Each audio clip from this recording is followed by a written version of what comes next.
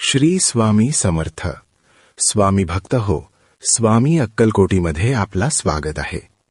तर सुरू करूया आजचा प्रवचन. नित्य स्वामी दर्शन, दिवस 50वा.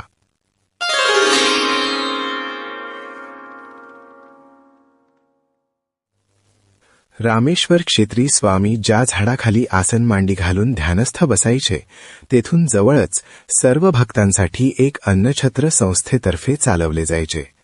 तिथे एक सेवेकरी काम करायचा.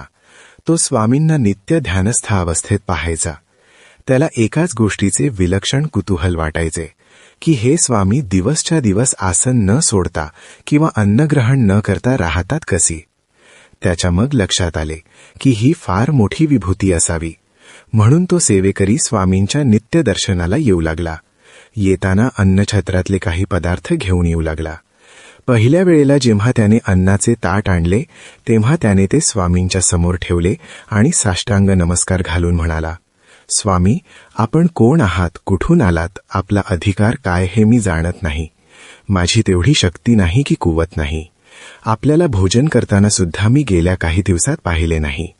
आपण ह्या अन्नप्रसादाचा स्वीकार करावा एवढीच मी आपणास विनंती करतो. त्या सेवेकऱ्याची भक्ती स्वामींना जाणवली आणि त्यांनी प्रेमाने थोड्या अन्नाचा स्वीकार केला. त्या भक्ताला स्वामींनी अन्नाचे ग्रहण केले ह्याचा खूप आनंद झाला. तो मग रोजच स्वामींच्या दर्शनाला येताना अन्नप्रसाद आणू लागला. स्वामी नित्य अन्न ग्रहण करीत नव्हते. ही बातमी सर्वत्र पसरली. लोक स्वामींच्या दर्शनाला येऊ लागले. अन्न पाण्याची अजिबात आसक्ती नसलेल्या तेजस्वी स्वामींभोवती लोक मोठ्या प्रमाणावर गोळा होऊ लागले. अन्नाची पर्वा न करता भगवंताच्या स्मरणात स्वामी अष्टोप्रहर दंग असतात हे लोकांच्या लक्षात आले. शिवाय स्वामी एवढे तेजस्वी होते की त्यांच्या भोवती प्रकाश पडायचा. रात्री तर स्वामी दुरूनही दिसायचे. लोक स्वामी दर्शनाने भारावून जायचे.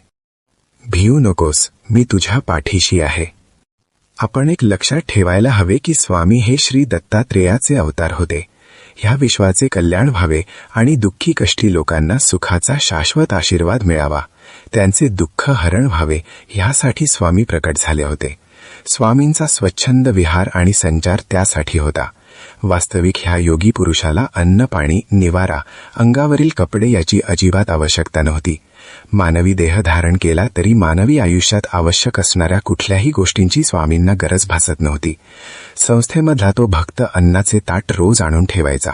पहिल्या वेळेला स्वामींनी केवळ त्याच्या भक्तिप्रेमासाठी थोडे अन्न ग्रहण केले इतकेच. माझ्या परमप्रिय स्वामी भक्तांनो, स्वामी हे अलौकिक अवतारी पुरुष होते. सर्वत्र त्यांचा संचार असायचा. जिथे स्वामी भक्तीचा आनंद झरा सतत झुळझुळत असतो, तिथे स्वामींचे वास्तव्य असते. स्वामी समर्थांना परमभक्तांची विलक्षण ओढ आहे हे सूत्र आपण लक्षात ठेवून त्यांच्या स्मरणात दंग राहायला हवे. इति श्री नित्य स्वामी दर्शन, दिवस 50वा संपूर्णम.